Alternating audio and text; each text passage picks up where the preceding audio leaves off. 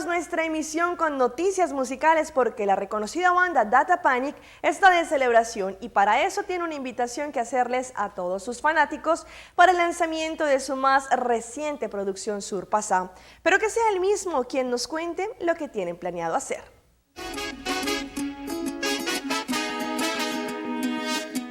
La agrupación musical muy conocida entre la comunidad Data Panic está de celebración por el lanzamiento de su más reciente producción, Surpassar. Estamos viniendo con producción nuevo que vamos a sacar este fin de semana con el pool party que estamos haciendo en el momento.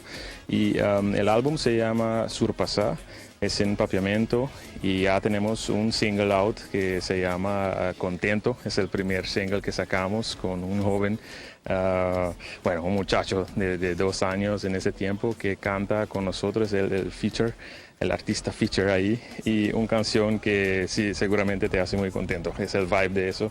Y la semana pasada introducimos el segundo single del álbum que viene, el single se llama Weekend, y es un vibe de fin de semana completo. Es como todo el mundo en Aruba están sintiendo cuando salgan del trabajo y ya viene el sentimiento de weekend. Para hacerlo en grande, como Data Panic acostumbra hacer sus lanzamientos, harán un pool party en uno de los lugares más exclusivos de Aruba. Y tendremos un pool party el sábado desde las 3 de la tarde hasta las medianoche. Y tenemos mucho en el programa, pero no voy a divulgar mucho ahora, pero es algo que va a ser un clásico.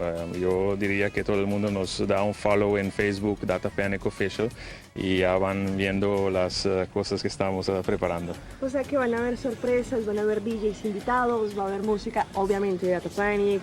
Más o menos, háblanos un poquito, adelántanos un poquito. Sí, tenemos muchos amigos DJs en la isla y creo que tenemos como casi todos. Tenemos como 16 DJs amigos.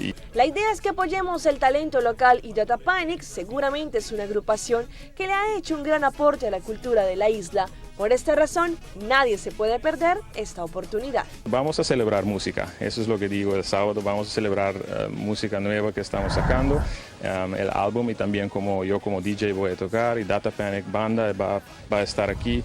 Tenemos visuals, una vez más va a ser una fiesta completa celebrando la música nueva que tenemos.